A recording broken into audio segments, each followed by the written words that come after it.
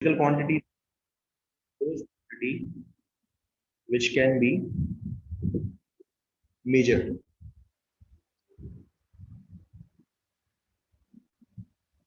ध्यान देना, ये जो चैप्टर है ये फर्स्ट ऑफ ऑल बहुत इजी चैप्टर है। एक्चुअल में इसमें 3 ही चीजें हैं करवाने लायक, वही 3 चीजें मैं करवाऊंगा। अगर आप इसे बहुत इलेबोरेट में पढ़ना चाहते हो तो इलेबोरेट में आप इंजीनियरिंग में ऑलरेडी पढ़ोगे, क्योंकि मैकेनिकल इंजीनियरिंग हो गया या इलेक्ट्रॉनिक्स इंजीनियरिंग करोगे, कोई भी इंजीनियरिंग करते हो तो उसमें हम मेजरमेंट ही करते हैं, एक्चुअल में मैक्सिमम चीजें मेजर करते हैं। तो उस समय आपको बहुत सारे इंस्ट्रूमेंट बताए जाएंगे मेजरमेंट के, जैसे मैकेनिकल इंजीनियरिंग में अलग से ही पूरा एक सब्जेक्ट होता है जिसे बोलते हैं मेट्रोलॉजी। मेट्रोलॉजी में जो है हम सिर्फ मेजरमेंट ही करते हैं, हर चीज की स्ट्रेस स्ट्रेन फोर्स सब कुछ मेजर करते हैं। हम उतना डीप नहीं जाएंगे, ठीक है, जितना सिलेबस में है वही कवर अप करेंगे। और कंपैरेटिवली देखा जाए तो ये बहुत इजी चैप्टर है, ठीक है। कईयों ने, मैंने एनडीए में भी पढ़ा रहा हूँ अभी, तो एनडीए में आपने देख लिया होगा कि it is quite easy chapter, कोई प्रॉब्लम नहीं है, तो समझ में आएगा, कोई प्रॉब्लम नहीं है। मेन स्टार्टिंग होगी फिजिक्स की, वो होती है 3rd चैप्टर से, मोशन इन स्ट्रेट लाइन से। वहां पे अब डेरिवेशन आने स्टार्ट होंगे, यहाँ पे कुछ है नहीं एक्चुअली, आपको समझ में आता रहेगा, ना समझ में आए तो पूछ लेना, ठीक है। तो फिजिकल क्वांटिटी क्या है? Those quantity which can be measured, जो मेजर की जा सकती है। जैसे एग्जांपल के तौर पे आप क्या क्या मेजर कर सकते हो? Length of the room measure कर सकते हो, क्योंकि length of the room measure किया जा सकता है, तो लेंथ ऑफ द रूम एक क्या है? एक फिजिकल क्वांटिटी। टेम्परेचर, जैसे अभी बताया, टेम्परेचर मेजर किया जा सकता है, बिल्कुल मेजर किया जा सकता है। थर्मामीटर से आप टेम्परेचर मेजर कर सकते हो, तो थर्मामीटर जो टेम्परेचर है वो भी एक फिजिकल क्वांटिटी हो गई। मास मेजर कर सकते हो,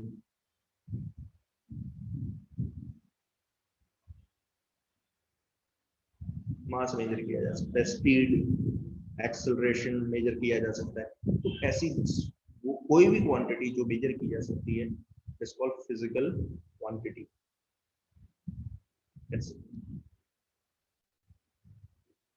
अब इसको ना 2 पार्ट्स में डिवाइड किया गया, फिजिकल क्वांटिटी को ना 2 पार्ट में डिवाइड किया जाता है। क्या? सबसे पहली होती है फंडामेंटल फिजिकल क्वांटिटी।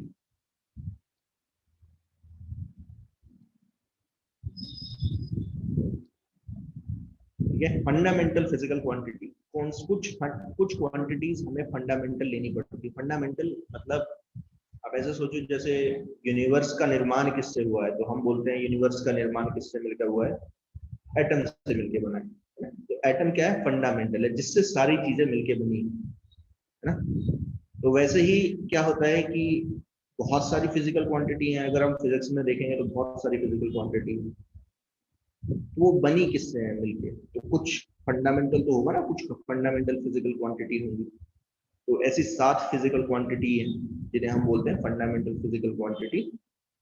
बाकी सारी 7 के अलावा जो बाकी सारी फिजिकल क्वांटिटी है वो सब क्या है? मिलके बनी है फंडामेंटल।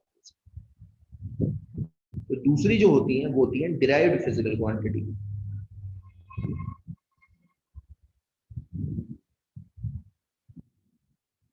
डिराइव्ड फिजिकल क्वांटिटी दूसरी, तो नाम से पता चल रहा है, पहली है फंडामेंटल जो किसी से मिलके नहीं बनती है, और दूसरी है डिराइव्ड मतलब जो फंडामेंटल से मिलके बनी है ना। तो हम यही डिस्कस करते हैं पहले आज, फंडामेंटल डिराइव्ड फिजिकल क्वांटिटी कोशिश करेंगे कि आज ये खत्म हो जाए। तो हो भी जाएगा ऐसा नहीं है, आज कोशिश ये भी करूंगा कि डायमेंशनल एनालिसिस स्टार्ट करवा दो, ठीक है। देखो पूरे चैप्टर में क्या क्या है मैं पहले ही बता देता हूँ आपको, पूरे चैप्टर में हम क्या पढ़ेंगे। सबसे इंपॉर्टेंट है डायमेंशनल एनालिसिस, ठीक है, ये सबसे पहला टॉपिक है जो हम पढ़ेंगे। दूसरा जो होगा वो होगा measurement of quantities, physical quantities. तो इसमें 3 चीजें पढ़ने वाले हैं कि मास को कैसे मेजर करेंगे, लेंथ को कैसे मेजर करेंगे, और टाइम को कैसे मेजर किया जाता है। इन तीनों को मेजरमेंट करने के कौन कौन से तरीके हैं, ठीक है ना, इंस्ट्रूमेंट कौन कौन से यूज होते हैं, ये पढ़ेंगे। और तीसरा, कि जब आप मेजरमेंट करते हो तो डेफिनेटली उसमें कुछ एरर तो आती है, अभी भी आप मेजर करोगे तो एरर तो आती है, तो एरर एनालिसिस,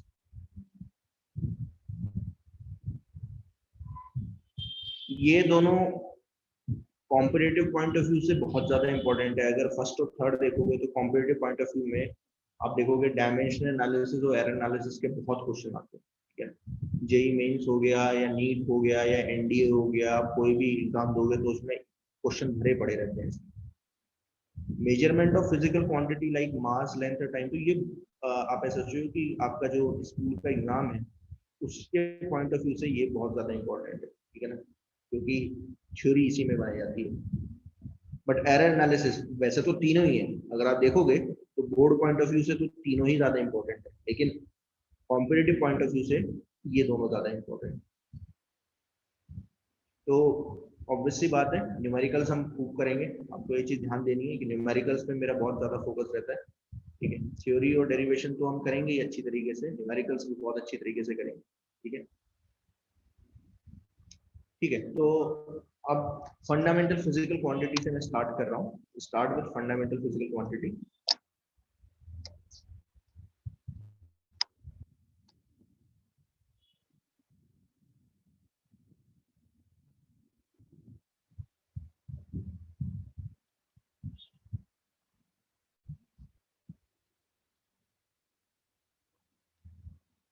क्या होती है फंडामेंटल फिजिकल क्वांटिटी, तो इसकी तो बहुत सारी डेफिनेशन है, तो मैं एक सबसे सिंपलेस्ट बता देता हूँ। which can those quantity which cannot be derived from other physical quantity, सीधी सी बात, ठीक है। those physical quantities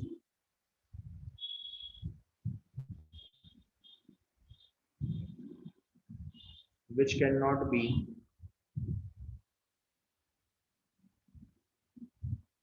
derived from other physical quantity।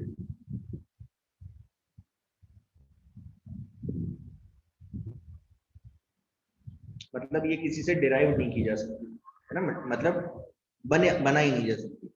और इसके साथ साथ ये एक दूसरे पे भी डिपेंड नहीं करती, यानी कि अगर एक फंडामेंटल फिजिकल क्वांटिटी वो दूसरे पे डिपेंड नहीं करेगी, तो इसके साथ साथ मैं एक और पॉइंट लिख देता हूं, और these quantities are independent of each other।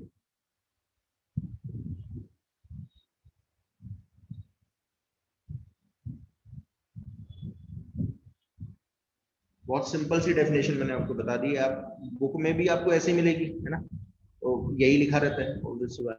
मतलब ये जो फिजिकल क्वांटिटी है किसी से डिराइव नहीं की जा सकती, और दूसरा ये एक दूसरे पे भी मतलब एक दूसरे पे भी डिपेंड नहीं करती, they are independent of each other. अब ऐसी कितनी फिजिकल क्वांटिटी है, तो वैसे तो देखा जाए तो 7 है, ठीक है ना, मेन तो 7 है, लेकिन 2 एक्स्ट्रा भी ली जाती है, ठीक है ना, तो कुल मिला के 9 है, ये मान के चलो। लेकिन कोई आपसे बोलेगा तो आप बोल देना इस तरीके से, तो पूछता है तो कि 7 जो है प्राइमरी है फंडामेंटल फिजिकल क्वांटिटी, और 2 सप्लीमेंट्री, तो वो मैं अब डिस्कस करूंगा। तो 7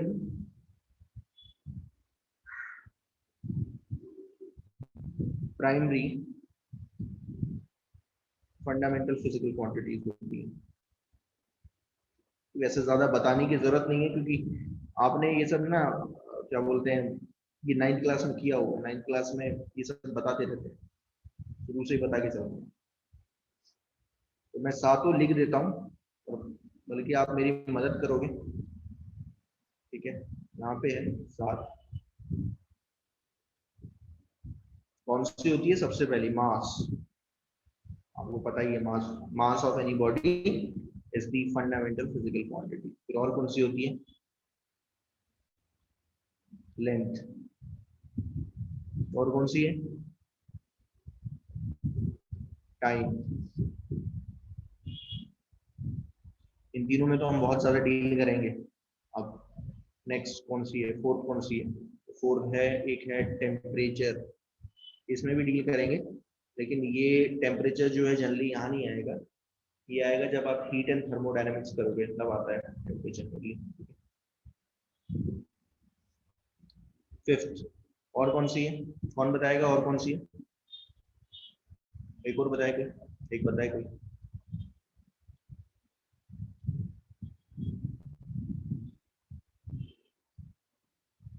इलेक्ट्रिक करंट, बहुत बढ़िया, इलेक्ट्रिक करंट।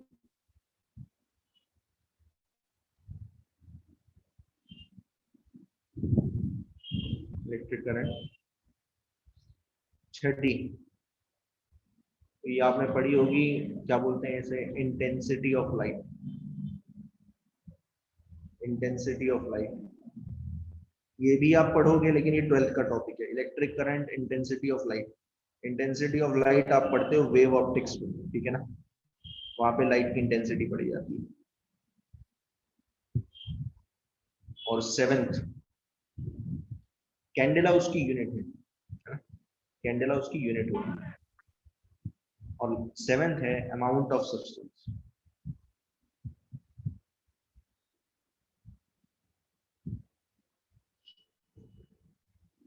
तो ये 7 फंडामेंटल फिजिकल क्वांटिटीज हैं, ठीक है ना। दो अलग हैं सप्लीमेंट्री, वो मैं बाद में बताऊंगा, इनकी यूनिट्स लिख देता हूँ, ठीक है। यूनिट्स भी हम अलग से पढ़ेंगे, अभी क्योंकि मैं फंडामेंटल फिजिकल क्वांटिटी बता रहा हूँ, तो यूनिट में बता ही देता हूँ आपको शायद में। मास की क्या होती है, केजी। और कौन सी यूनिट बता रहा हूँ, ध्यान देना, एम के आई, या एसआई यूनिट बोलते हैं, स्टैंडर्ड इंटरनेशनल। तो मास है केजी, लेंथ का होता है मीटर, टाइम का है सेकेंड,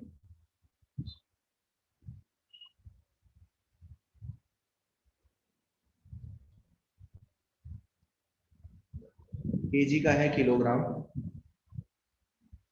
है ना, किलोग्राम बोलते हैं उसे। टेम्परेचर, टेम्परेचर का होता है केल्विन।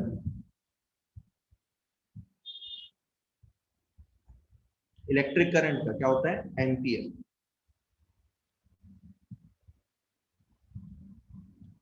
इंटेंसिटी ऑफ लाइट, अब जैसे बताया था कि कैंडेला होता है, तो मैं लिख देता हूँ कैंडेला, सीडी से रिप्रेजेंट करते हैं। और अमाउंट ऑफ सब्सटेंस का होता है मोल।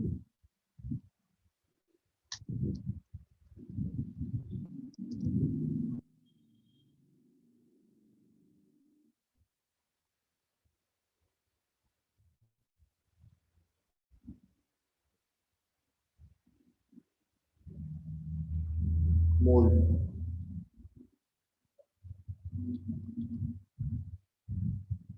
ठीक है। तो ये 7 हैं, 7 फंडामेंटल फिजिकल क्वांटिटी, ठीक है। इसके अलावा 2 supplementary physic fundamental physical quantity होती है, 2 सप्लीमेंट्री। इसमें थोड़ा सा मैं ज्यादा डिस्कस करूंगा।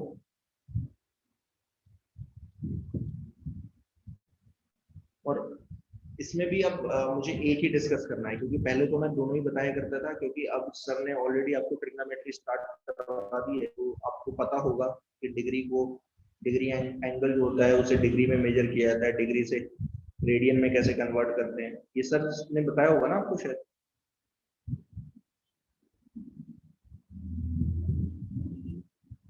हाँ, तो अब वो पार्ट जो है मैं स्किप कर दूंगा, ठीक है। तो 2 supplementary fundamental physical quantity.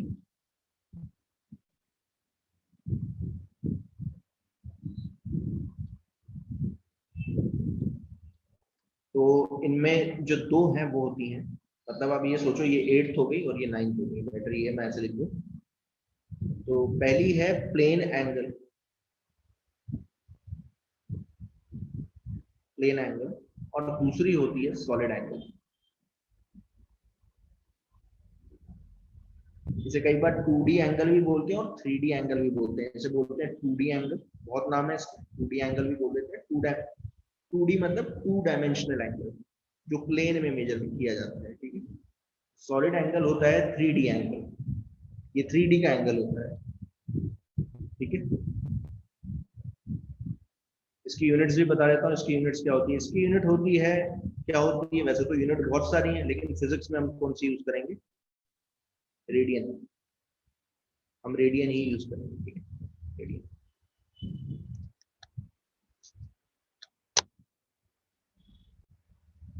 Solid angle की होती है स्टेरेडियन।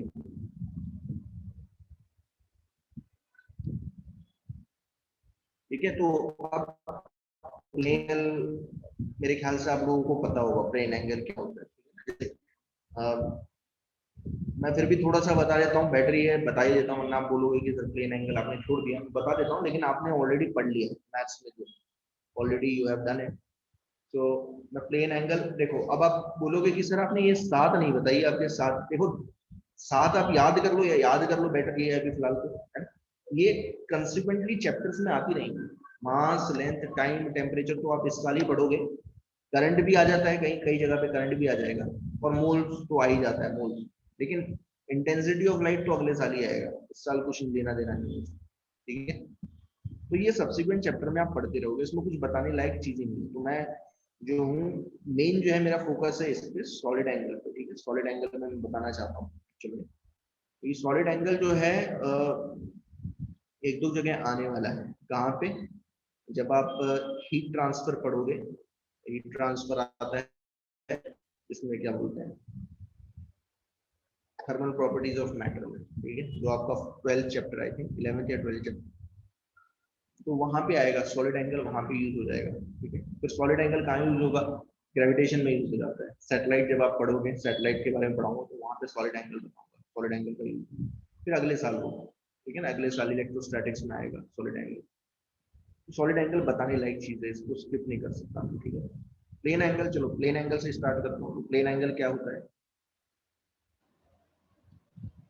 प्लेन एंगल इसलिए बता रहा हूँ क्योंकि प्लेन एंगल से क्या है, सॉलिड एंगल जल्दी समझ में आ जाता है। अगर प्लेन एंगल समझ में आ गया तो सॉलिड एंगल भी समझ में आ जाएगा।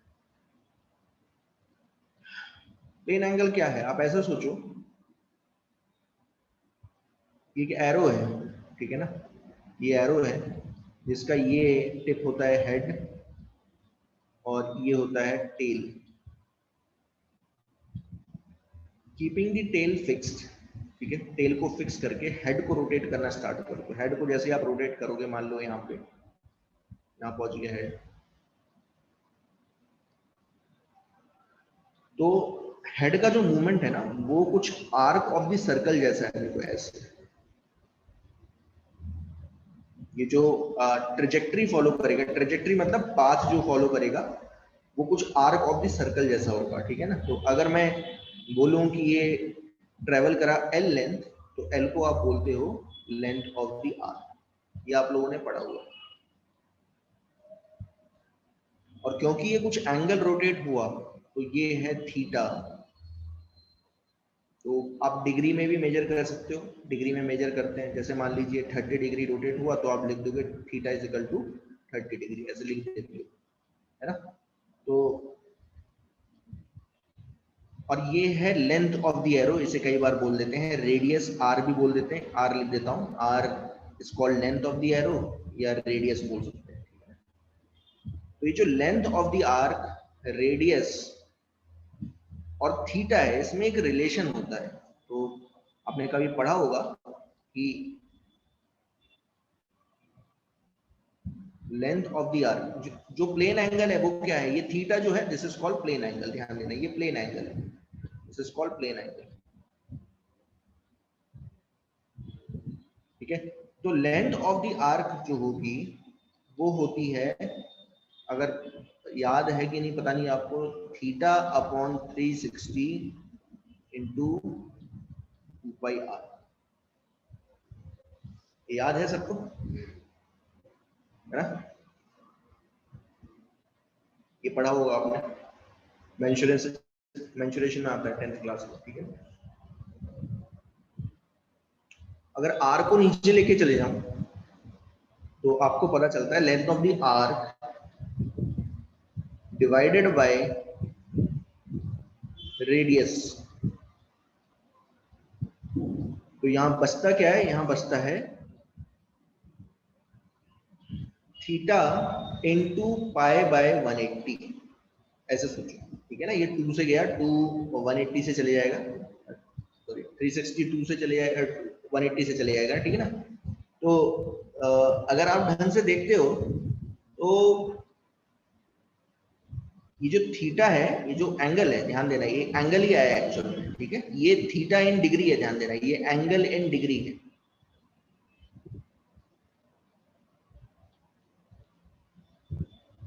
और जब इस एंगल इन डिग्री को पाई बाय 180 से मल्टीप्लाई करोगे तो ये भी एक एंगल ही आया, लेकिन ये किस में आता है, रेडियन में आता है, ठीक है ना, दिस इज इन रेडियन, ये रेडियन में आ जाता है। तो आप खुद देखो, आपको कुछ समझ में आ रहा होगा कि ये जो लेंथ ऑफ द आर्क है, ये है एक तरीके से लेंथ है, यानी कि ये मीटर में है, ठीक है ना, मीटर में मेजर किया जाएगा। जो मैंने अभी बताया कि ये लेंथ ऑफ द आर्क एक तरीके से क्या है, एक फंडामेंटल फिजिकल क्वांटिटी है। लेंथ मतलब फंडामेंटल फिजिकल क्वांटिटी। वैसे रेडियस, रेडियस भी एक तरीके की लेंथ होती है, तो ये भी एक फंडामेंटल फिजिकल क्वांटिटी है। तो आप देखो, अगर आप ढंग से देखोगे तो ऊपर भी मीटर आ रहा है, नीचे भी मीटर आ रहा है, तो ये कैंसल आउट हो जाता है। यानी कि ये जो एंगल आया, ये जो एंगल आया, इसकी जो यूनिट है इन सातों में से कोई भी नहीं है। जो सात लिखी है ना मैंने, मीटर, सेकंड, मास, लेंथ, टाइम, इनमें से कोई भी यूनिट नहीं है इसकी। तो ये एक कैसी क्वांटिटी है, ये एक डायमेंशन लेस क्वांटिटी है। डायमेंशन मतलब या यूनिट, बेटर है मैं नाम दूं, यूनिट लेस क्वांटिटी है।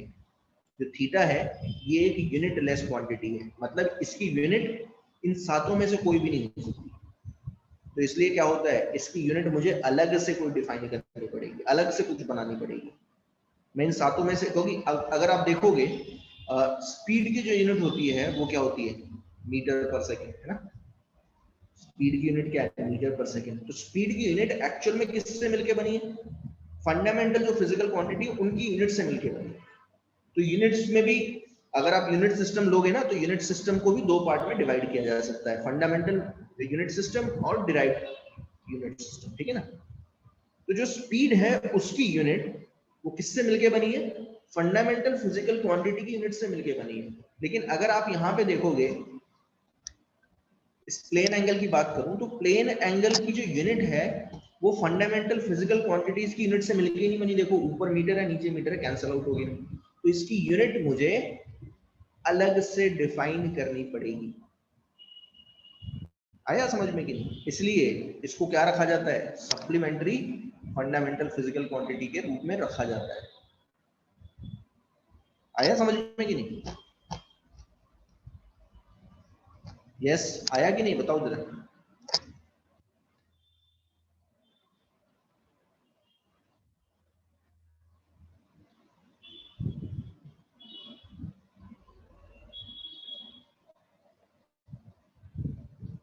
ओके,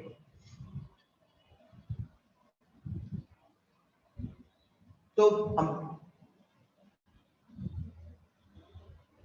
तो अब समझने वाली ये चीज है कि इसलिए जो है इसको एक सेपरेट क्वांटिटी के रूप में, फिजिकल फंडामेंटल फिजिकल क्वांटिटी के रूप में रखा जाता है प्लेन एंगल को, क्योंकि इसकी यूनिट आप फंडामेंटल जो फिजिकल क्वांटिटी की यूनिट्स है उससे डिराइव नहीं कर सकते, उससे आ ही नहीं सकती, ठीक है। तो इसलिए अलग से रखा जाता है इससे, ठीक है। अच्छा, अब आपको समझ में आ जाना चाहिए कि थीटा इन रेडियन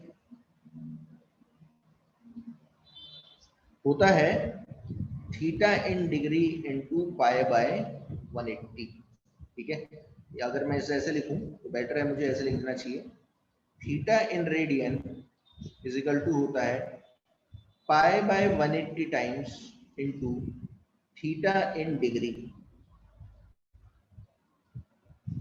मतलब अगर आपको एंगल डिग्री में दिया हुआ है तो आप रेडियन में कन्वर्ट कर सकते हो पाई बाय 180 से मल्टीप्लाई करके। तो ये जो पाई बाय 180 है, this is called conversion factor, ध्यान देना।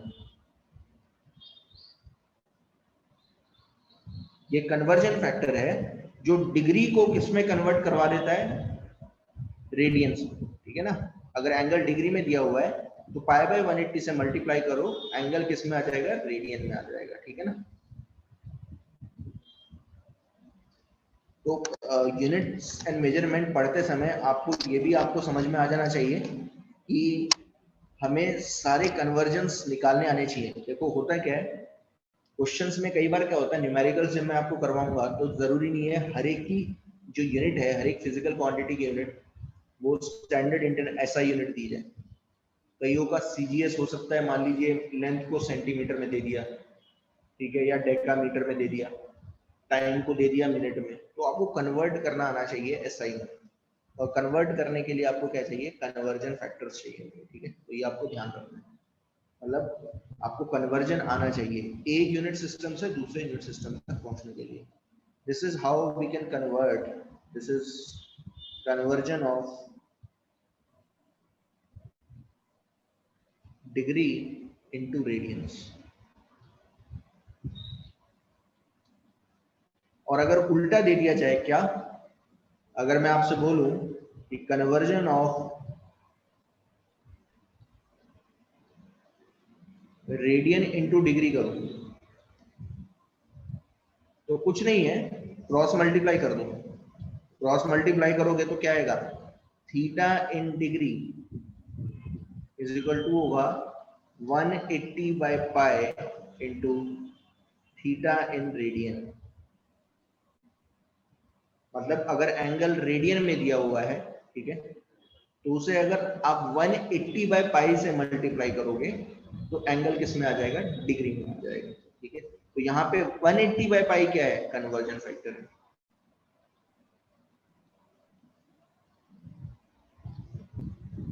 ठीक है, अब ये सब किया है आपने अपने ट्रिग्नोमेट्री में, सर ने अभी करवाया होगा, मैं एग्जांपल के तौर पे बता देता हूँ। मान लीजिए मैं आपसे बोलूं कन्वर्ट 60 डिग्री इंटू रेडियंस,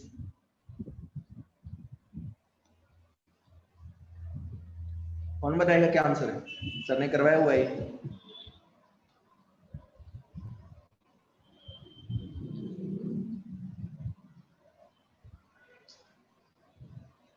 बहुत बढ़िया, पाई बाय 3, कुछ नहीं है, फॉर्मूले में रख दो, ठीक है ना। थीटा इन रेडियन 60 डिग्री दिया हुआ है, ठीक है ना, 60 डिग्री दिया हुआ है, ये डिग्री जो है, एंगल जो है वो डिग्री में दिया हुआ है, किससे मल्टीप्लाई कर दो, पाई बाय 180 से मल्टीप्लाई कर दो, ठीक है। ये गया 3 से, पाई बाय 3 रेडियन आंसर आ गया, बस और कुछ नहीं। बहुत बढ़िया, एक और दे रहा हूँ, कन्वर्ट 120 डिग्री, मैं वही करवा रहा हूँ जो हमें यूज होंगे, ठीक है ना। ऐसा नहीं है कि जैसे 120 डिग्री है, 60 डिग्री बहुत यूज होगा, बहुत यूज होने वाला है, तो ढंग से करना। 120 डिग्री इंटू रेडियन,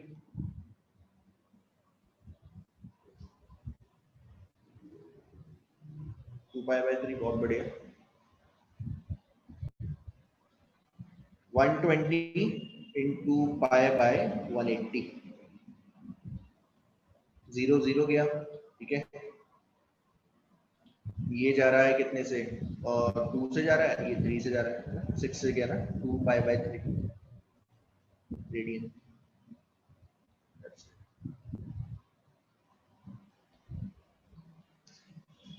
एक और कर लो, ये लास्ट, ठीक है। ये पता ही है आपको, तो इसमें ज्यादा टाइम जो है देने की जरूरत नहीं। कन्वर्ट 150 डिग्री इंटू रेडियन,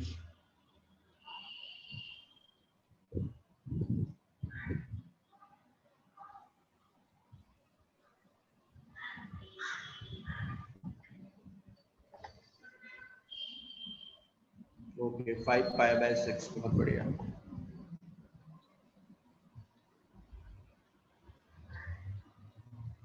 सो 150 को हमने किससे मल्टीप्लाई कर दिया, पाई बाय 180 से, ये गया 0 से, 0 0 गया। अगर आप ढंग से देखो, ये 5 से जा रहा है, ये 6 से जा रहा है, तो आंसर आ गया 5 पाई बाय 6 रेडियन। इजी है, क्वाइट इजी, कोई प्रॉब्लम नहीं होनी चाहिए यहाँ पे, मेरा ख्याल है, ठीक है। हमने देखा डिग्री को रेडियन में कैसे कन्वर्ट करते हैं, अब मैं आपको दे रहा हूँ how to convert radian into degree, ध्यान देना।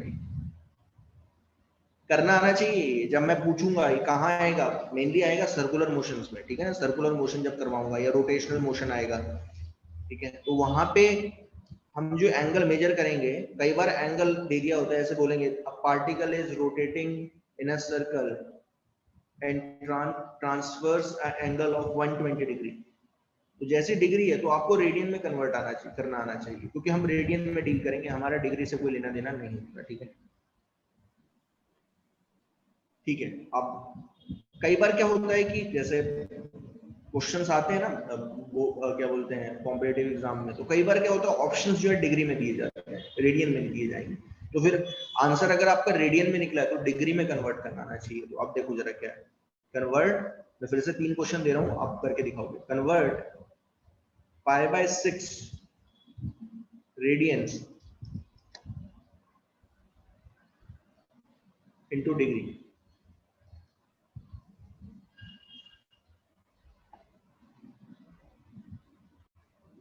ओके, तो क्या करना है, कुछ नहीं करना। π/6 को हम किससे मल्टीप्लाई करेंगे, π/6 को किससे मल्टीप्लाई करेंगे, 180/π से। तो आंसर किस में आएगा, डिग्री में आ जाएगा। ठीक है, ओके। 1 पाई गया 30 से गया, दैट मीन्स एंगल कितना आ गया, 30 डिग्री। दैट्स इट, इतना सब। एक और देख लो, कन्वर्ट 4π/3 रेडियंस इनटू डिग्री।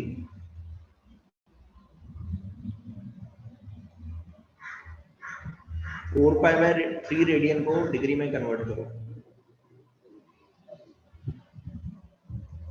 किससे मल्टीप्लाई करोगे 4π/3 को,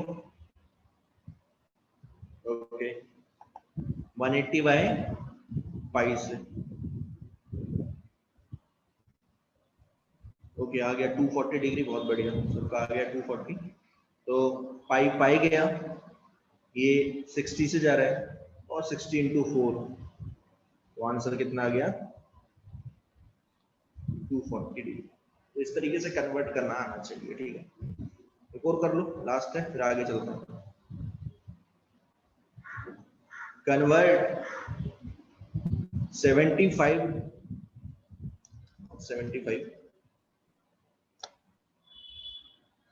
π/4 रेडियन इंटू डिग्री।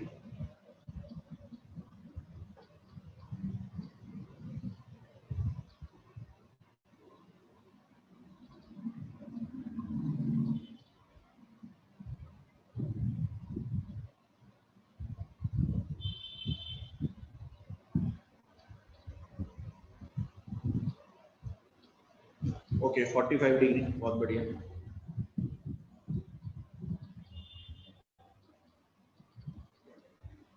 π/4 इंटू 180/5, पाई पाई कैंसिल, तो ये 180 को 4 से डिवाइड करोगे तो 45 डिग्री आ जाता है।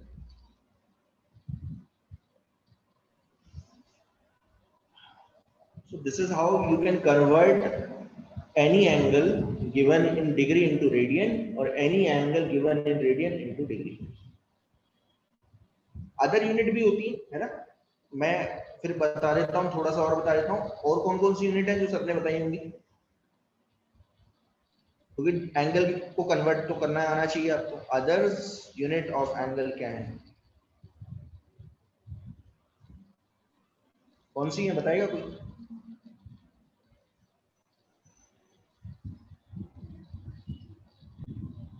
ओके ग्रेड, ग्रेड की जरूरत नहीं पड़ेगी, जरूरत नहीं पड़ेगी। कौन सी है बताओ, आपने पढ़ी होगी मिनट सेकंड पढ़ी होगी ना।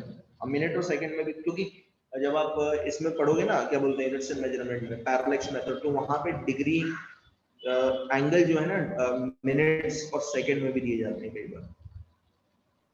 याद रख लेना ये, अगर याद कर सको तो ठीक है, मैं इसमें ज्यादा डिटेल में नहीं जाऊंगा। 1 डिग्री इज इक्वल टू होता है 60 मिनट। ये पता है सभी को,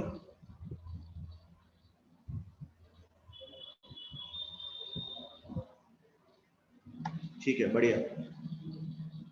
तो मतलब 1 डिग्री को भी आप 60 पार्ट में डिवाइड कर सकते हो, ध्यान देना। तो अगर मैं आपसे बोलूं कि 1 डिग्री में 60 मिनट है, तो 1 मिनट में कितनी डिग्री है, तो आप उल्टा बोल दोगे कितना, 1/60 डिग्री। ठीक है, ये आपको ध्यान देना।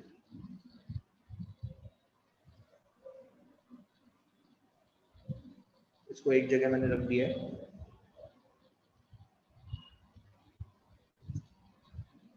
इसके अलावा कौन सी यूनिट है, एक और है, अगर आप सेकेंड्स में देखोगे तो 1 डिग्री होता है 60 मिनट के इक्वल,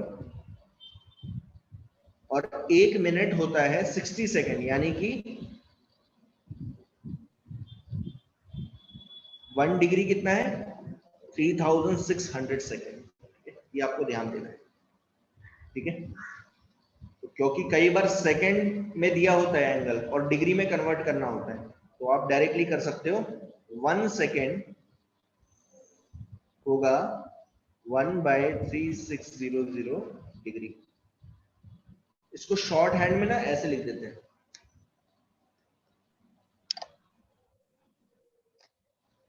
शॉर्ट हैंड में ऐसे लिखेंगे, देखो प्राइम लगा देते हैं, 60 प्राइम, प्राइम का मतलब क्या है, कॉमा, ठीक है। और वैसे ही इसको भी ऐसे लिख देते हैं 3600 डबल प्राइम, ठीक है। तो कंफ्यूज नहीं होना है कि क्या हो रहा है, ठीक है। इसमें भी एक दे देता हूं, करने की कोशिश करना, कन्वर्ट 7200 सेकेंड इनटू रेडियंस।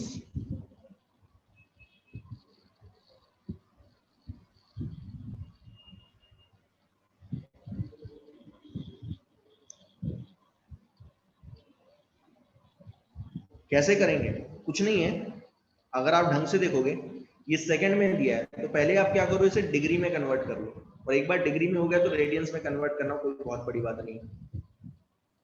तो अगर आप ढंग से देखते हो, 1 सेकेंड, ओके, बाय 90, तो मुझे किससे मल्टीप्लाई करना चाहिए, किससे मल्टीप्लाई करना चाहिए बताएगा कोई, डिग्री में कन्वर्ट करने के लिए। तो हमने अभी देखा कि 1 सेकेंड जो होता है वो होता है 1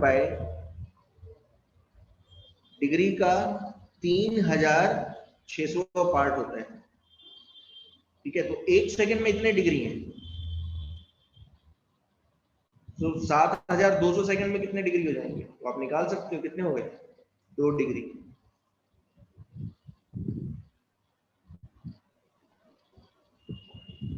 2 डिग्री हो गए। और 2 डिग्री को फिर रेडियन में कैसे कन्वर्ट करूं, तो 2 डिग्री को रेडियन में कन्वर्ट करना जानते हो, तो 2 डिग्री को आप किससे मल्टीप्लाई करोगे, पाई बाय 180 से, तो ये कितने से गया, 90 से, कितना आ गया, पाई बाय 90 रेडियन। इस तरीके से आप कन्वर्ट करना जानते हो, इस तरीके से हम कन्वर्ट करेंगे। कहाँ पे यूज होगा, यूनिट्स एंड मेजरमेंट में जनरली पैरेलक्स मेथड में यूज होगा। पैरेलक्स मेथड आएगा इसमें क्या बोलते हैं, जब आप लेंथ मेजर करोगे, बहुत बड़ी बड़ी लेंथ मेजर करोगे, distance between earth and star measure करोगे, तो वहां पे आता है, ठीक है ना, तो आपको ध्यान देना। चलो एक और बता दो, फिर मैं आगे चलता हूँ, प्लेन एंगल पे, अब सॉलिड एंगल पे चलूंगा, एक और करके दिखा दो। कन्वर्ट 270 मिनट इनटू रेडियन, करिए कन्वर्ट।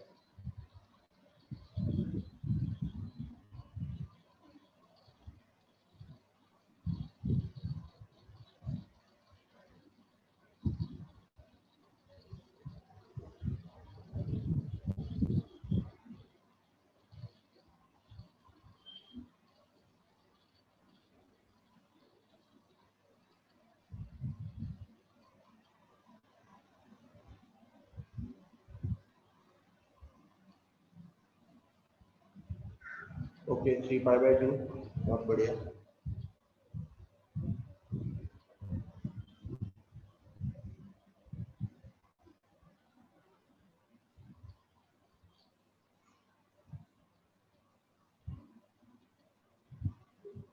बाकियों का आया, सभी का,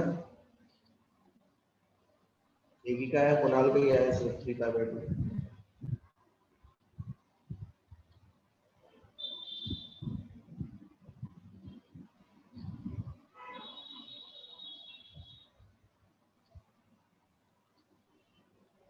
एक मिनट में कितने डिग्री होते हैं, 1/60 डिग्री,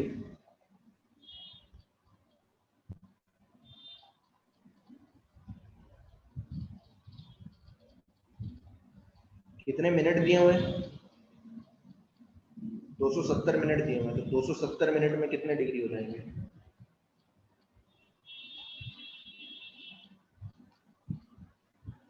कितने डिग्री हो गए? 9/2, या इसको ऐसे लिख सकते हो 9/2 डिग्री।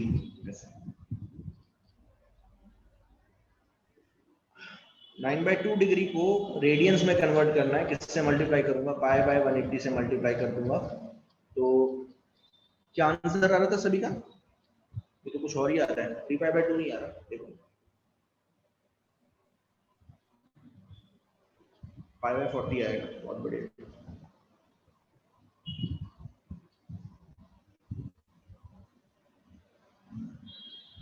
हाँ, π/40 आएगा।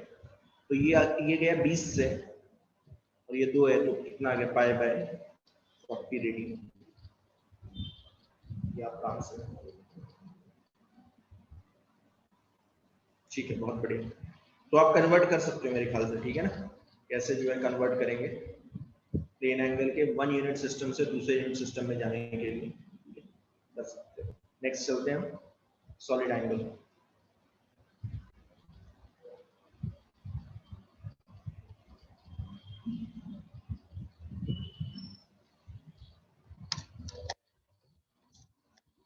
अच्छा, तो प्लेन एंगल से सॉलिड एंगल कैसे समझा जाए? तो देखो, प्लेन एंगल क्या था? प्लेन एंगल को ऐसे समझा जाता है, ध्यान देना। ये एक आर्क है,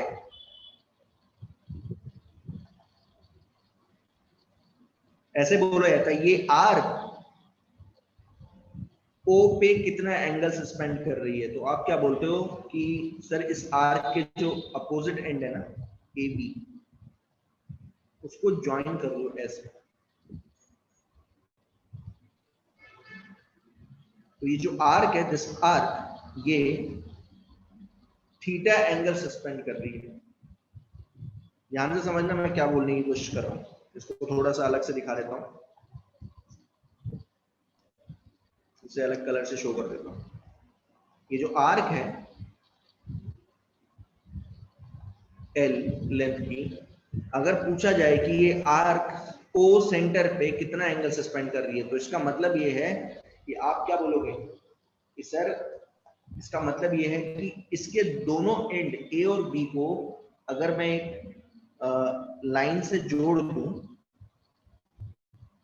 ठीक है, ये आर्क जो है थीटा एंगल सस्पेंड कर रही है। कितना थीटा एंगल सस्पेंड कर रही है? कहां पे? सेंटर पे या ओ पे। ये होता है प्लेन एंगल, ठीक है। और ये मैंने एक और तरीके से आपको समझाया था। क्या था? मैंने समझाया था कि आप एक एरो लो, एरो के टेल को फिक्स करके रोटेट करो एरो को, तो हेड जो है एक पाथ रोटेट करता है आर्क ऑफ द सर्कल जैसा, ठीक है ना? Arc of the circle. तो ये आर्क ऑफ द सर्कल जो ये एरो रोटेट कर रहा है थीटा, ये है प्लेन एंगल। इसी को आप ऐसे भी समझ सकते हो कि ये जो लेंथ ऑफ द आर्क है, या जो ये जो आर्क है, ये सेंटर पे, जहां यहां पे ओ पे कितना एंगल सस्पेंड कर रहा है? थीटा। इसको आप ऐसे समझ सकते हो। अब अगर यही चीज मैं यहाँ पे यूज करूं, मैं ये बोल रहा हूं कि ये अब लेंथ नहीं रही, ये जो आर्क है ये आर्क नहीं रही। आप ऐसे सोचो, ये एक एरिया बन गया ऐसे, ये पूरा वो पूरा एक एरिया है, सरफेस एरिया बोल सकते हो।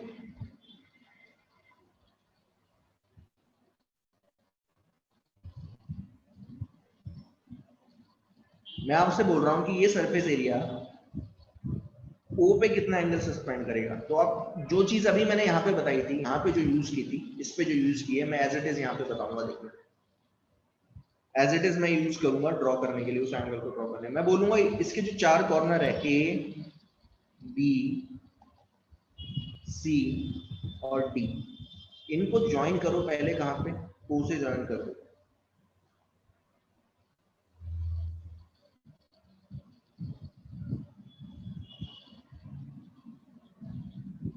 तो मैंने ज्वाइन कर दिया। अब इसको थोड़ा सा 3D में देखना पड़ेगा। ये बिल्कुल कैसा बन गया, अगर आप ढंग से देखोगे तो ये एक आपने वो देखा होगा, क्या बोलते हैं, जो पैराशूट, पैराशूट जैसा बन गया। अगर आप इमेजिन करो 3D स्ट्रक्चर में देखोगे तो पैराशूट कैसा होता है, पैराशूट कुछ ऐसा होता है कि पैराशूट की छतरी होती है, आपने देखा होगा, वो एक पॉलीमर से बनती है। सबने देखा है ना पैराशूट कैसा होता है, ऐसा होता है पैराशूट।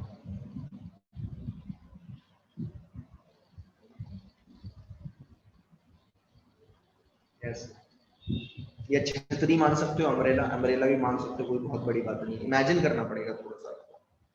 तो अगर आप छतरी मान लो, अम्ब्रेला मान लो, तो अम्ब्रेला, अम्ब्रेला का जो ऊपर वाला ब्लैक पार्ट रहता है ना, अगर आप देखोगे तो वो है एक सरफेस एरिया पूरा पूरा, ठीक है। और जहां से आप अम्ब्रेला पकड़ते हो वो है पॉइंट ओ। अब अम्ब्रेला में क्या होते हैं, छोटे छोटे पिंस निकले होते हैं ऐसे, ठीक है। इन पिंस को आप क्या करना, वायर से कनेक्ट कर देना हाथ तक, जहां पे आप पकड़ के रखे हो, ठीक है। उसके बाद आपको एंगल मेजर करना है। अब ये एंगल वैसा एंगल नहीं है जैसा आपने 2D में पढ़ा है, ध्यान देना, ये 2D वाला एंगल नहीं है। ये कौन सा एंगल है देखना जरा, ये 3D एंगल तो बना के दिखा देता हूँ। ये पहली बार आप पढ़ रहे हो तो ढंग से देखो, ये है पूरा ये एंगल, ये पूरा एक 3D एंगल है, 2D नहीं है, ध्यान देना, ये 3D एंगल है। फिर बता रहा हूँ, इसी को बोला जाता है सॉलिड एंगल, ठीक है। और इसे रिप्रेजेंट किया जाता है ओमेगा से, ओमेगा बोला जाता है, ओमेगा, ये है सॉलिड एंगल। और W मतलब यहाँ पे क्या होता है, ओमेगा, ठीक है ना, ग्रीक वर्ड है तो ओमेगा बोला जाता है, रिप्रेजेंट ओमेगा से किया जाता है। और ये होता है क्या, एक सॉलिड एंगल, 3D का एंगल है ये, 2D का नहीं है, ध्यान दें। 2D का एंगल अभी तक आप पढ़ते हुए आए हो, सॉलिड एंगल अभी तक आपने नहीं पढ़ा, इसे बोलते हैं सॉलिड एंगल। आई होप ये क्लियर हुआ होगा, मैंने क्या बताने की कोशिश की है, कुछ समझ में आया क्या है।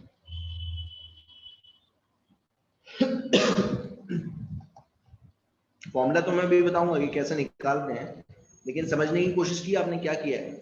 जो चीज मैंने 2D में की थी ना, वही चीज मैंने 3D में की है। जो चीज मैं 2D में कर रहा था, थीटा एंगल निकालने के लिए, प्लेन एंगल निकालने के लिए, वही मैंने 3D में कर दिया, और कुछ, ठीक है। तो अब फॉर्मूला क्या है, कैसे निकालते हैं, तो निकालते इस तरीके से हैं, ये जो पूरा सरफेस एरिया था, ये देखो, ये पूरा सरफेस जो एरिया है, ये पूरा का पूरा, ठीक है, पूरा। तो अगर मैं मानूं कि A is the surface area,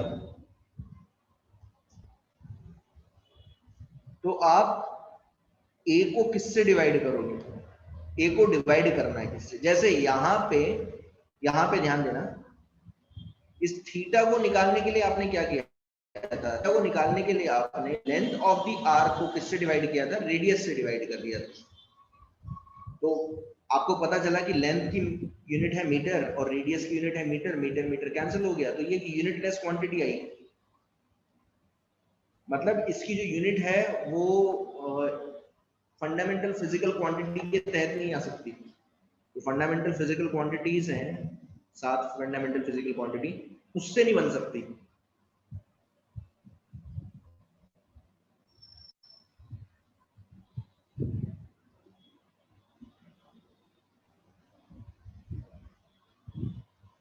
उससे बन नहीं सकती, ठीक है। तो इसलिए मैंने क्या किया था, एक नया यूनिट बनाया था, ये इस थीटा एंगल को मेजर करने के लिए एक नया यूनिट सिस्टम बनाया, जैसे बोलते हैं डिग्री या रेडियन का, रेडियन बोल देते हैं। वैसे ही अगर यहाँ पे अगर आप ढंग से देखोगे तो आप एरिया को किससे डिवाइड करोगे। अब मैंने एक चीज सोची है, अगर इसका रेडियस r है, सभी का r है, तो मैं r से डिवाइड कर देता हूँ। लेकिन फिर मैंने एक चीज और देखी कि ऊपर एरिया है तो ऊपर वाली की यूनिट होगी मीटर स्क्वायर, और नीचे वाला रेडियस है तो उसकी यूनिट होगी मीटर। तो मीटर मीटर क्या हो गया, कैंसिल आउट, मीटर में इसकी यूनिट आ जाएगी फिर। मतलब फिर ये फंडामेंटल रही ना, ये तो फंडामेंटल, मतलब इसकी जो यूनिट है वो किससे आ गई, लेंथ को मेजर करने से आ जाएगी, विच इज रॉन्ग, क्योंकि ये एक सप्लीमेंट्री फंडामेंटल फिजिकल क्वांटिटी है। तो जैसे थीटा यूनिटलेस क्वांटिटी है, ये भी एक यूनिटलेस क्वांटिटी होगी। तो आप क्या करोगे, एरिया को आर से डिवाइड नहीं करोगे, किससे डिवाइड करोगे, आर स्क्वायर से डिवाइड करोगे। रेडियस के स्क्वायर से डिवाइड किया जाता है, ठीक है ना। प्लेन एंगल निकालने के लिए लेंथ ऑफ द आर्क को रेडियस से डिवाइड किया जाता है, क्योंकि लेंथ ऑफ द आर्क क्या कर रहा है, जीरो पे, ओ पे थीटा एंगल सस्पेंड कर रहा है, ठीक है ना। थीटा निकालने के लिए लेंथ ऑफ द आर्क को रेडियस से डिवाइड किया जाता है। अब यहां पे अगर आप देखोगे तो पूरा एरिया सस्पेंड कर रहा है कितना एंगल, ओमेगा। तो ओमेगा निकालने के लिए आपको सरफेस एरिया को इससे डिवाइड करना पड़ेगा, आर स्क्वायर से, रेडियस के स्क्वायर से डिवाइड करना पड़ेगा, ठीक है। तो फॉर्मूला जो बनता है वो होता है surface area per unit radius का स्क्वायर, और इसकी जो यूनिट आती है वो होती है स्टेरेडियन। पूरी यूनिट जो है वो स्टेरेडियन। अब एक बार में तो समझ में नहीं आएगा, मैं बेटर ये है कि मैं एक एग्जांपल से समझा देता हूँ, कैसे मेजर करोगे देखना, ध्यान से समझना चाहिए। अब ये एकदम क्लियरिटी हो जाएगी एग्जांपल के तौर पे।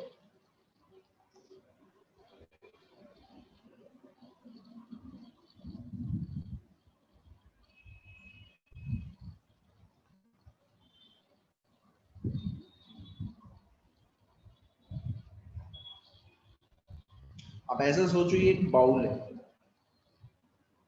बाउल मतलब कटोरी, ठीक है। तो कटोरी का शेप कैसा होता है, हेमिस्फेयर, हेमिस्फेयर होती है। स्फेयर का अगर आधा कर दोगे तो हेमिस्फेयर आ जाएगा, ठीक है। अगर पूरा होता है ये, तो पूरा होता तो यहाँ पे कहीं सेंटर होता है इसका, ठीक है। तो अब मैं आपसे क्वेश्चन पूछ रहा हूँ, व्हाट इज दी, ऐसे पूछ रहा हूँ, what is the solid angle suspended bye, ये वाला एरिया कौन सा होगा, कौन सा होगा, कर्व्ड सरफेस एरिया, ठीक है ना। कर्व्ड सरफेस एरिया की बात करिए, what is the solid angle suspended by C S से एट ओ। आई होप ये क्लियर हुआ होगा कि मैं क्या बोलने की कोशिश कर रहा हूँ, ठीक है। ये बिल्कुल वैसा है कि जैसे ये कटोरी है, ठीक है, तो कटोरी का ये सेंटर है, तो ये जो सॉलिड है, ये पूरा का पूरा जो सी एस से है, पूरा जो सी एस से है, ये सेंटर पे कुछ एंगल सस्पेंड करेगा, लेकिन ये सॉलिड एंगल है, तो सॉलिड एंगल होगा ये पूरा पूरा ऐसा, ठीक है, ये पूरा एंगल, ठीक है। कितना करेगा, तो कैसे निकालेंगे, वो है ये एंगल पूरा सॉलिड है, ध्यान देना। फिर मैं बता रहा हूँ ये सॉलिड है, तो 2 पाई, पाई मत कर देना, 180 मत कर देना, 180 डिग्री, डिग्री में नहीं आएगा, ये आंसर आएगा स्टेरेडियन में। तो ध्यान देना क्या हुआ। तो आप क्या करोगे, ओमेगा कैसे निकालोगे, आप सी एस से को किससे डिवाइड करोगे, आर स्क्वायर से, रेडियस के स्क्वायर से डिवाइड करोगे। अच्छा सी एस से बताएगा कोई, हेमिस्फीयर का सी एस से क्या होता है, कर्व्ड सरफेस एरिया।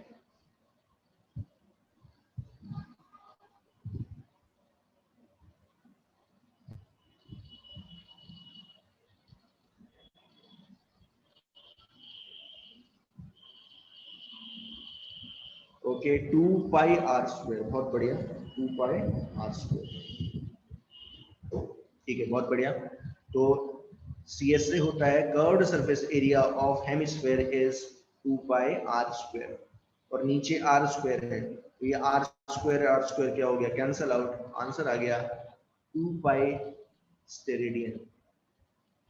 और 2 पाई स्टेरेडियन का मतलब क्या है, मैं ये भी बता देता हूँ आपको, पाई की वैल्यू आपने कभी पढ़ी होगी 3.14, तो ये कितना आता है 6.28 स्टेरेडियन, इसका मतलब ये भी है, कंफ्यूज नहीं होना। आई होप क्लियर हुआ होगा सबको।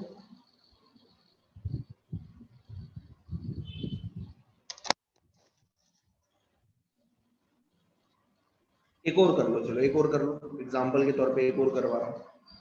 एक दो कर लो, ठीक है ना, ताकि समझ में आए। देखो ये क्या है, ध्यान देना, ये क्या है, ये जो मैं बना रहा हूँ,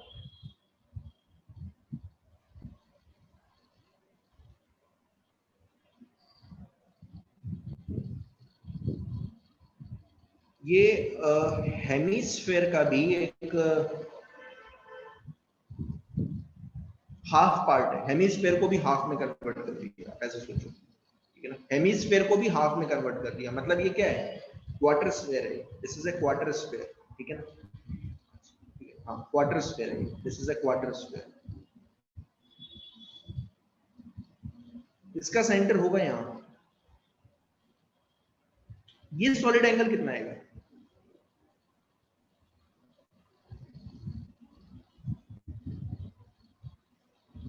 हाँ, तो अगर मैं आपसे बोलूं व्हाट इज, क्वेश्चन क्या बनेगा, व्हाट इज दी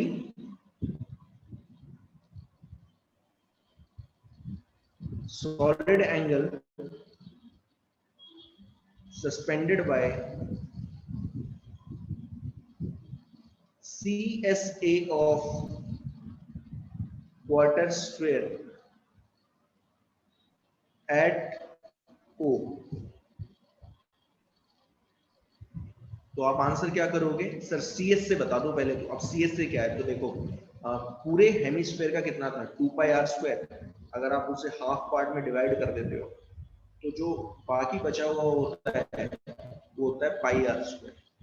πr², तो आप r² से डिवाइड कर दो, कितना आया, π² रेडियन।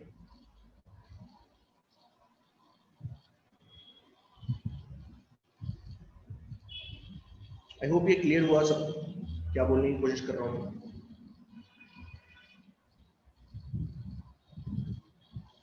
यस, क्लियर है यहाँ तक सभी को। और एक और लास्ट है, ये लास्ट है, मैं आपसे पूछ रहा हूँ, what is the solid angle suspended bye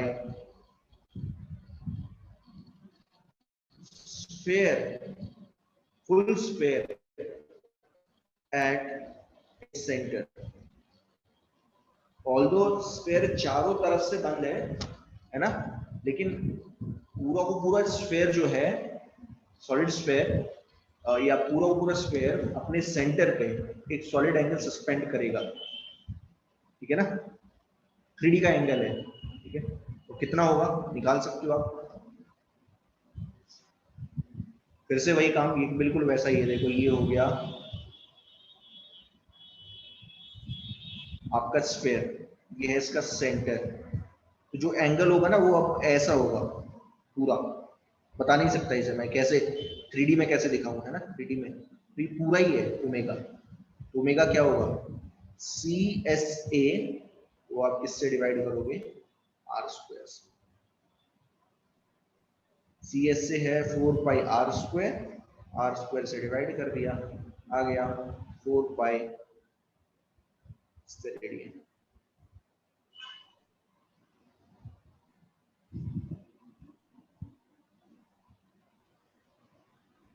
steradian को कोई सिंबल नहीं है, स्टेरेडियन पूरा ही लिखा जाता है, पूरा ही लिखा जाता है, कोई सिंबल नहीं है, शॉर्ट कोई सिंबल नहीं है, स्टेरेडियन को ऐसे ही लिखा जाता है। तो एट दिस लेवल एटलीस्ट आपको CS से थोड़ा बहुत पता चल गया, ये क्या बोलते हैं, सॉलिड एंगल थोड़ा बहुत पता चल गया होगा। आगे चल के जब आप ग्रेविटेशन में जाओगे तो मैं इसका एक फॉर्मूला बताऊंगा, ठीक है, वो इंटीग्रेशन से निकलता है, वो आप यूज कर लोगे तो कुछ कोई प्रॉब्लम नहीं होगी। उससे आप किसी भी, आप बोलोगे कि सर आप ना रेगुलर स्फीयर, रेगुलर एरिया ही दे रहे हो, अगर आप देखोगे तो मैंने सिर्फ कौन से एरिया लिए, CS से लिए, ठीक है, लेकिन इन जनरल तो एरिया कैसा भी हो सकता है, सरफेस एरिया तो कैसा भी हो सकता है। आप क्या बोलोगे, आप बोलोगे तो सर ये मोबाइल है, और ये मोबाइल जो है यहाँ पे एक सेंटर है, ये मोबाइल कितना एंगल से सस्पेंड करेगा, है ना। तो ये तो बड़ा कॉम्प्लिकेटेड हो गया, क्योंकि ये इजीली निकलेगा नहीं, इसमें इंटीग्रेशन की जरूरत पड़ती है। अब इंटीग्रेशन क्या होती है, तो ये मैथ्स का एक नया टॉपिक होगा जो मैं पढ़ाऊंगा आपको। डिफरेंशिएशन सर पढ़ाएंगे आपको, मैं भी पढ़ाऊंगा, ऐसा नहीं मतलब बहुत ज्यादा एडवांस नहीं हुआ, जितना फिजिक्स के लेवल तक रिक्वायर्ड रहता है उतना मैं आपको इंटीग्रेशन करवाऊंगा, इंटीग्रेशन और डिफरेंशिएशन। तो इंटीग्रेशन से वो फॉर्मूला निकलेगा, ठीक है। आर्बिट्री, कोई भी आर्बिट्री एरिया दिया हुआ है, सरफेस एरिया दिया हुआ है, और वो एक सेंटर पे कितना एंगल स्पेंड कर रहा है, तो वो कैसे निकालेंगे हम, इंटीग्रेशन से निकालेंगे सॉलिड एंगल। ठीक, ये तो बहुत सिंपल केस था, तो इसलिए निकल जाता है, कोई प्रॉब्लम नहीं। ठीक है, तो अब मैं आगे चल रहा हूँ, ठीक है। ये अपनी सात और दो, 9 फंडामेंटल फिजिकल क्वांटिटीज हैं।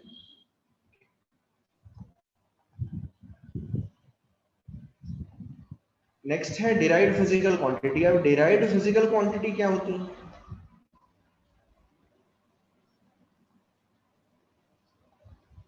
तो अब नाम से पता चल रहा है, which can be derived from fundamental physical quantity. ये ऐसी फिजिकल क्वांटिटी है जो फंडामेंटल फिजिकल क्वांटिटी से मिलके बनी होती है, यूज करके आप उससे मिलके बना सकते हो। जैसे चाय जो है कैसे बनी होती है, तो चाय बनती है, आपने देखा होगा, चाय डलती है उसमें, पानी डलता है, दूध डलता है, शक्कर डलती है। तो ये दूध, शक्कर, पानी और चाय पत्ती जो है, ये क्या है, फंडामेंटल फिजिकल क्वांटिटी। और जो चाय है वो क्या है, डिराइव्ड फिजिकल क्वांटिटी। ऐसे सोचो, वेलोसिटी, बहुत सारे नाम, वेलोसिटी, स्पीड, एक्सेलरेशन, ये सब डिराइव्ड फिजिकल क्वांटिटी। तो derived physical quantity, it is a quantity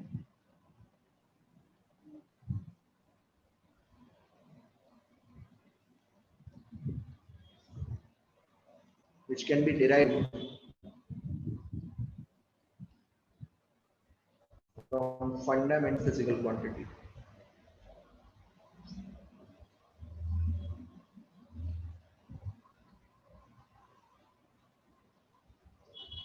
ठीक है, पूरा डायमेंशन एनालिसिस यही है एक्चुअल में। डिराइव्ड फिजिकल क्वांटिटी किन किन फिजिकल फंडामेंटल फिजिकल क्वांटिटीज से मिलके बनी है, और कितनी कितनी फंडामेंटल फिजिकल क्वांटिटी यूज हो रही है ना।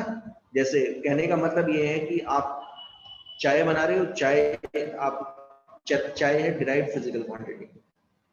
तो चाय किससे मिलके बनी, पहले तो आप ये निकालोगे कि चाय किससे मिलके बनी, तो जिससे मिलके बनी है वो है फंडामेंटल फिजिकल क्वांटिटी। तो किस किस से मिलके बनी है, दूध, पानी, शक्कर, ठीक है, और अदरक हो गया, और चाय पत्ती होगी। ये 5 जो है फंडामेंटल फिजिकल क्वांटिटी है जिससे चाय मिलके बनी है।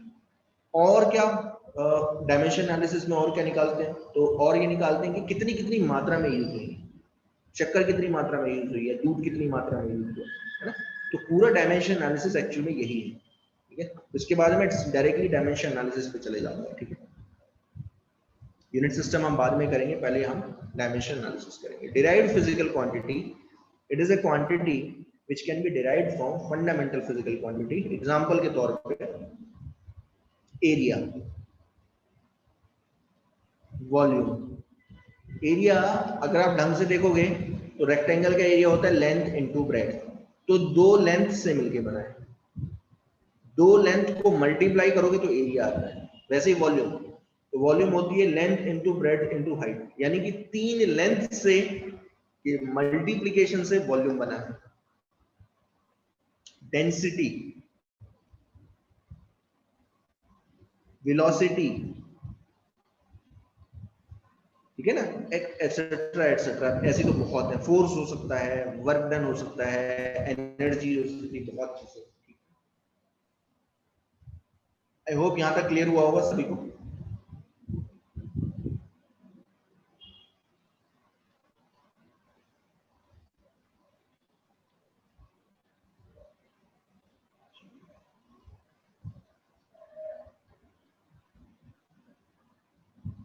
तो ये हो गई, मैंने पहले आपको फंडामेंटल फिजिकल क्वांटिटी बताई, फिर फंडामेंटल फिजिकल क्वांटिटी बताई। फंडामेंटल फिजिकल क्वांटिटी में 7 है प्राइमरी, 2 है सेकेंडरी, ठीक है। फोकस किया प्लेन एंगल और स्टेरिटी, क्या बोलते हैं, सॉलिड एंगल। तो फिर डिराइव्ड फिजिकल क्वांटिटी होगी, ठीक है।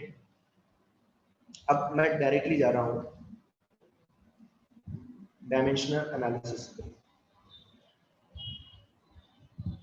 ये है सबसे पहला पार्ट जो सबसे ज्यादा इंपॉर्टेंट है।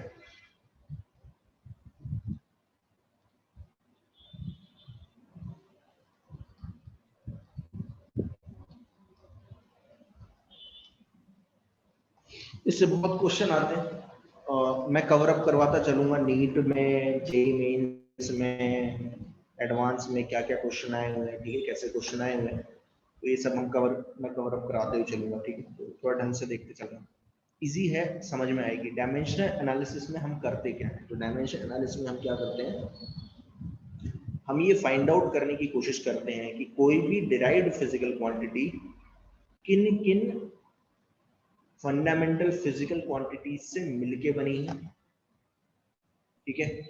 और वो फंडामेंटल फिजिकल क्वांटिटी कितनी मात्रा में यूज हुई है। मात्रा में मतलब कैसे, एक्सपोनेंट्स क्या होंगे उसके। एक्सपोनेंट से हमें पता चल जाता है ना, जैसे अगर मैं बोलूंगा एरिया जो होता है वो होता है किसके इक्वल, जैसे पाई आर स्क्वायर होता है, रेडियस सर्कल का पाई आर स्क्वायर है। हमें पता चलता है कि यहाँ पे एक फंडामेंटल फिजिकल क्वांटिटी है रेडियस। रेडियस मतलब एक तरीके से लेंथ।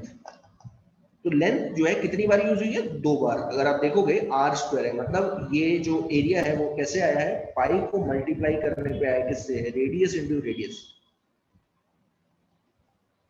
तो डायमेंशन एनालिसिस इसलिए यूज होता है, ठीक है ना, ये आपको ध्यान देना है।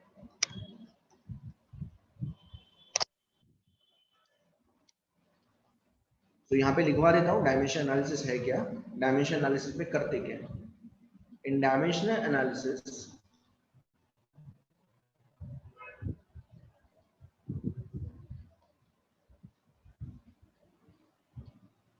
we are analyzing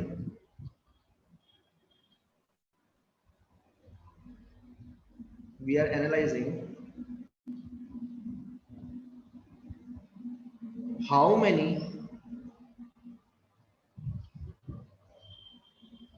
fundamental physical quantity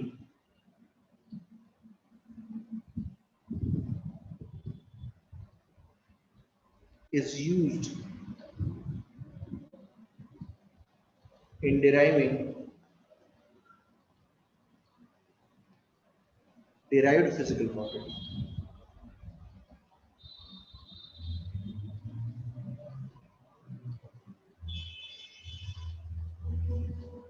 मतलब कितनी यूज हो रही है, कितनी फंडामेंटल फिजिकल क्वांटिटी यूज हुई है डिराइव्ड फिजिकल क्वांटिटी को बनाने में, हम ये एनालाइज करेंगे इसको।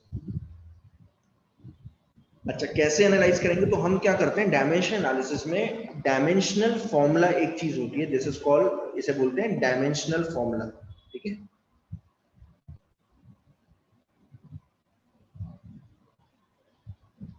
हम हर एक फिजिकल क्वांटिटी का डायमेंशनल फॉर्मूला बनाने की कोशिश करेंगे। एक बार डायमेंशन फॉर्मूला पता चल गया तो हमें एग्जैक्टली पता चल जाएगा कि कौन सी फिजिकल क्वांटिटी, कौन सी डिराइव्ड फिजिकल क्वांटिटी में कितनी कितनी फंडामेंटल फिजिकल क्वांटिटी है। और साथ ही हो सकती है, ऑब्वियस सी बात है, साथ ही हो सकती है।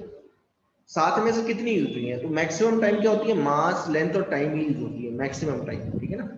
और वो कितनी मात्रा में यूज हुई है, मात्रा मतलब उसके एक्सपोनेंट्स कितने होंगे, एक्सपोनेंट्स क्या होंगे। तो फंडामेंटल जो डायमेंशन फॉर्मूला होता है वो कुछ ऐसा होता है, ध्यान देना। अब मैं यहाँ पे ऊपर ले जाता हूँ, ऊपर ले जाता हूँ यहाँ पे आपको एक चीज ध्यान देनी है कि फॉर डायमेंशन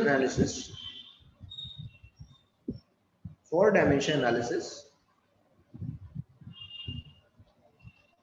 हम मास को रिप्रेजेंट करेंगे एम से, ध्यान देना,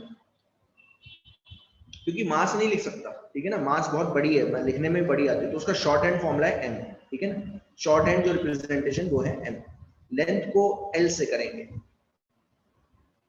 टाइम को कैपिटल टी से करेंगे, टेम्परेचर को कई लोग के से कर देते हैं और कई लोग थीटा से कर देते हैं, ठीक है। इलेक्ट्रिक करंट, थीटा मतलब क्यू, यहाँ पे क्यू बोल सकते हैं, ठीक है। इलेक्ट्रिक करंट ए से, candela intensity of light C D से, और अमाउंट ऑफ सब्सटेंस होता है मोल्स। इसका कोई और तरीका नहीं है, मोल को मोल ही लिखा जाएगा, ठीक है। तो डायमेंशन एनालिसिस में मैं कुछ इस तरीके से मास को रिप्रेजेंट करूं, मास length time 7 fundamental physical quantity को इस तरीके से रिप्रेजेंट करूं, ठीक है। मैं कंफ्यूज नहीं करना चाहता, तो इसको ना मैं के से ही रिप्रेजेंट करूंगा। कई बार बुक में थीटा से होता है, तो मैं के से ही करूंगा ताकि कंफ्यूजन ना हो, क्योंकि थीटा यहाँ पे है, वैसे ही थीटा यहाँ पे भी है, देखो यहाँ पे भी यूज हो रहा है, ये थीटा यूज हो रहा है, इससे कई बार बच्चों को कंफ्यूजन हो जाता है। तो डायमेंशन फॉर्मूला ना कुछ ऐसा दिखता है, ध्यान देना। डायमेंशन फॉर्मूला जो है वो कुछ ऐसा दिखेगा।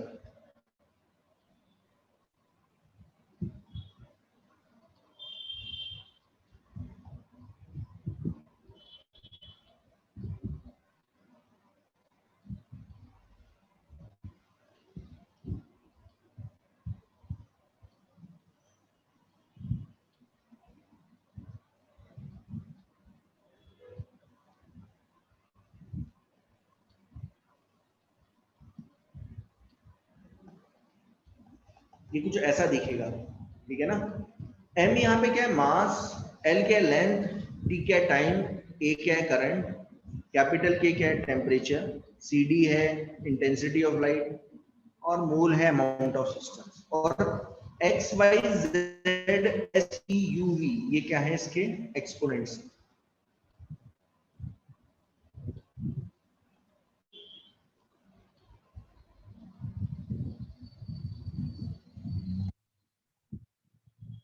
Are the exponent of fundamental physical quantity.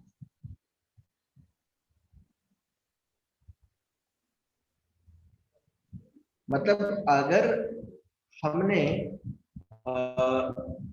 किसी का भी डायमेंशन फॉर्मूला बना लिया, इस फॉर्म में बना लिया, तो हमें एग्जैक्टली पता चल जाएगा कि कोई भी डिराइव्ड फिजिकल क्वांटिटी कितनी फंडामेंटल फिजिकल क्वांटिटी से मिलकर बनी है और उसके एक्सपोनेंट्स क्या है। तो एक्सपोनेंट से ये भी पता चल जाएगी कितनी मात्रा में यूज हुई है, ठीक है ना। जैसे एग्जांपल के तौर पे अगर मैं आपसे बोलूं कि यहां मैं फिजिकल क्वांटिटी लिख रहा हूं, ठीक है ना, बैटरी है, मैं यहां फिजिकल क्वांटिटी लिखूं, कौन सी, डिराइव्ड फिजिकल क्वांटिटी, ठीक है, और यहां इसका डायमेंशन फॉर्मूला लिखूंगा।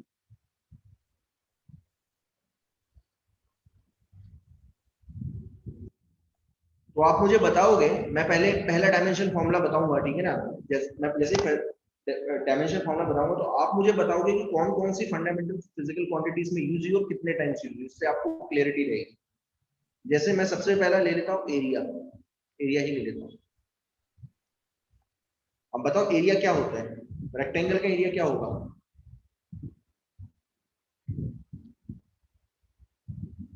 क्या होगा बताएगा कोई?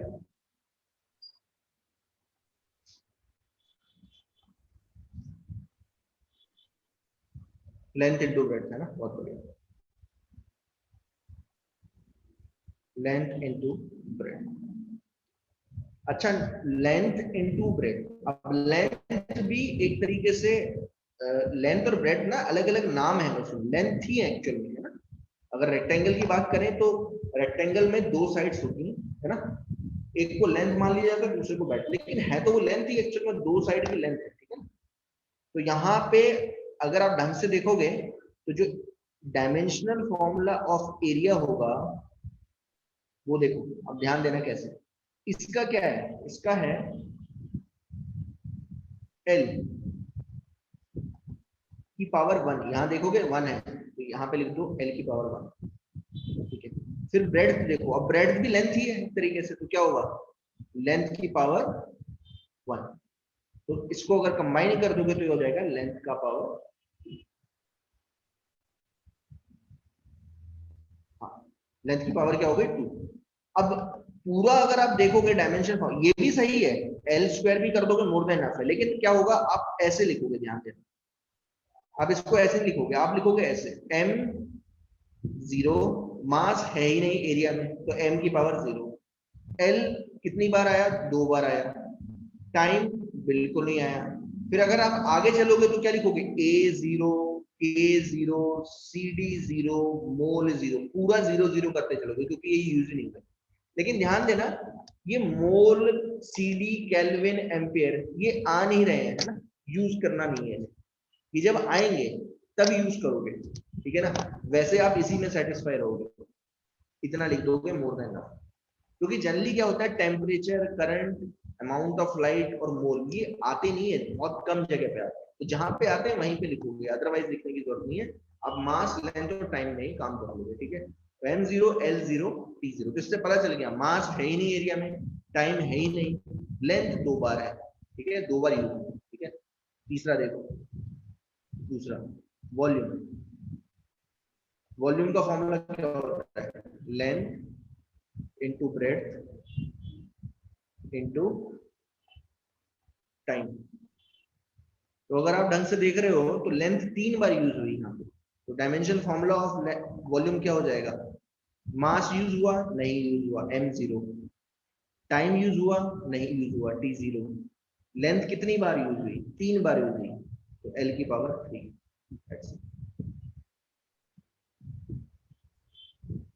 इस तरीके से देखो फॉर्मूला बन जाएगा। डायमेंशन फॉर्मूले से आप ये पता कर सकते हो कि कितनी फंडामेंटल फिजिकल क्वांटिटी यूज हुई डिराइव्ड फिजिकल क्वांटिटी को बनाने में, ठीक है ना, और कितनी बार यूज हुई, कितनी बार यूज हुई। तीसरा, अब डेंसिटी। तो फॉर्मूला, अब देखो एक चीज आपको समझ में आना चाहिए कि जब भी आपको डायमेंशन फॉर्मूला बनाना है किसी भी क्वांटिटी का, तो आपको पता होना चाहिए कि वो फिजिकल क्वांटिटी आती कैसे है, मतलब फॉर्मूला पता होना चाहिए। अब डेंसिटी क्या है, डेंसिटी होती है, अगर पढ़ा होगा कभी, मास पर यूनिट वॉल्यूम, ठीक है ना। फॉर्मूला अगर नहीं पता तो आप नहीं कर डायमेंशन फॉर्मूला बना नहीं पाओगे, तो ध्यान देना, ठीक है। तो इसलिए क्या होता है कि वैसे तो मैं बहुतों के डायमेंशन फॉर्मूला बना के दिखाऊंगा, लेकिन फॉर्मूला भी फिर मुझे आपको बताना पड़ेगा कि वो क्वांटिटी किस फॉर्मूले में आती है, तभी आप डायमेंशन फॉर्मूला बना पाओगे। तो अब देखो जरा, डायमेंशनल फॉर्मूला ऑफ डेंसिटी। अब ऊपर क्या है, मास। अब देखो एक ही मास है ना, एक ही मास है, तो ऊपर क्या लिखोगे, मास एक ही बार है तो m1 ऊपर, ध्यान देना। लेंथ है ऊपर नहीं है, टाइम है ऊपर नहीं है। अब नीचे देखो, नीचे क्या है, वॉल्यूम। वॉल्यूम में मास नहीं है तो m0, ठीक है। लेंथ, 3 लेंथ को मल्टीप्लाई करने से बना तो l3, और टाइम है नहीं नीचे, ठीक है।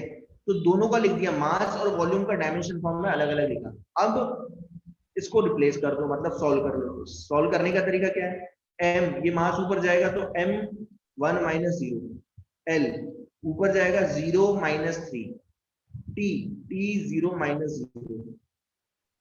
तो ये फॉर्मूला जो बना वो बना m1 l minus 3 t0, that's it.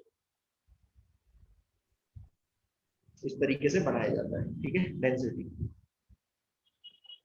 4, velocity. क्या होता है वेलोसिटी का फॉर्मूला,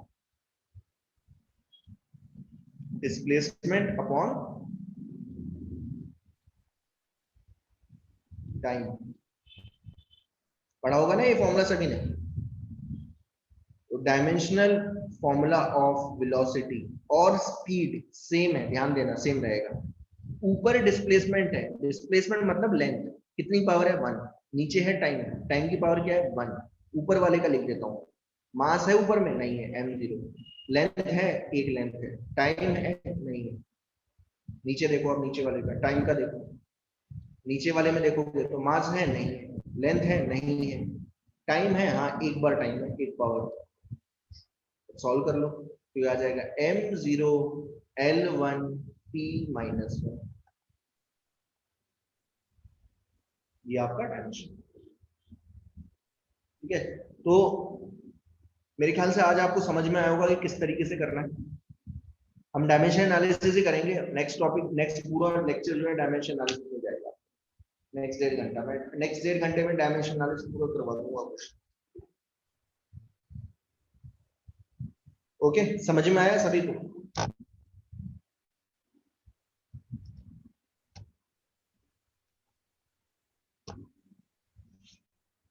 ठीक है, तो आज के लिए काफी है। फ्रॉम नेक्स्ट क्लास जैसे ही डायमेंशन एनालिसिस पूरा होता है तो मैं आपको एक शीट दूंगा, ठीक है ना। जो रेगुलर शीट्स है सॉल्व करने के लिए, उसमें से वो फिर क्वेश्चंस आपको करने पड़ेंगे, ठीक है। तो हम नेक्स्ट क्लास होगा, ठीक है। इस अभी तो कुछ ज्यादा हुआ नहीं है डायमेंशन एनालिसिस, तो नेक्स्ट क्लास आई विल, ठीक है। ओके, ठीक है, आज के लिए काफी है, थैंक यू।